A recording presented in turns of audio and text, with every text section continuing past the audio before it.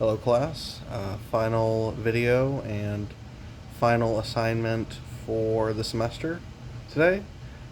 Final assignment at Walsh University. I am done with graduate school in about 48 hours, which is very exciting, assuming all goes well. So what I want to talk about today is pet therapy and just how it can be used, what type of animal I would use, and if I would ever do it in my own session. So the first, I would say it's something I think I would be interested in doing in session. Um, However, pets are a lot to take care of. And the pet I would like to use is a rabbit. So I like rabbits. I think they're fun. If a well trained rabbit is a very comforting animal, kids like them. I've never met anyone who dislikes rabbits, and they can be used for a couple different things. They can be used to help treat anxiety, depression. Surprisingly, a lot of times they're used to help with PTSD.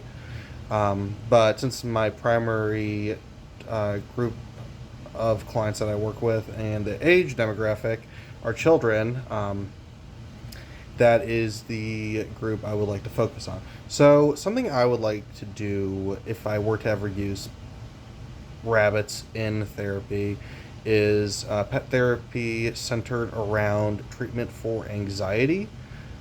So, treatment for anxiety can be done in many different ways, and the way it can be used through rabbits is pretty simple. So you can use it in two ways in particular. One of them is simply just petting the rabbit because they're always soft.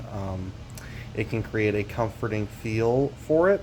Another thing that you can do is you can use the rabbit in exposure therapy. So if you have a client who feels very anxious around something in particular, say a fear, you can implement that fear into a session. So for example, if they're scared of,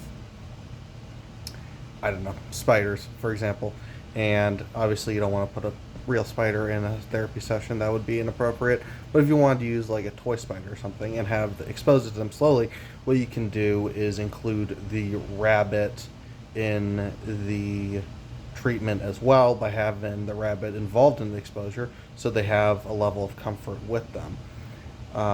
So those are a couple things you could do with pet therapy. I was reading articles that said they can also be used to help schizophrenia, which I have no experience in working with clients with schizophrenia, so I think it'd be very interesting. But otherwise, the primary focus I would like to use is anxiety. Another thing you can do is also give them tasks to complete throughout the week while they're not at therapy, and then when they come back the next week, if they complete those tasks, they can like play a game with the rabbit or something like that. So those are some of the things I would like to do if I were to have pet therapy.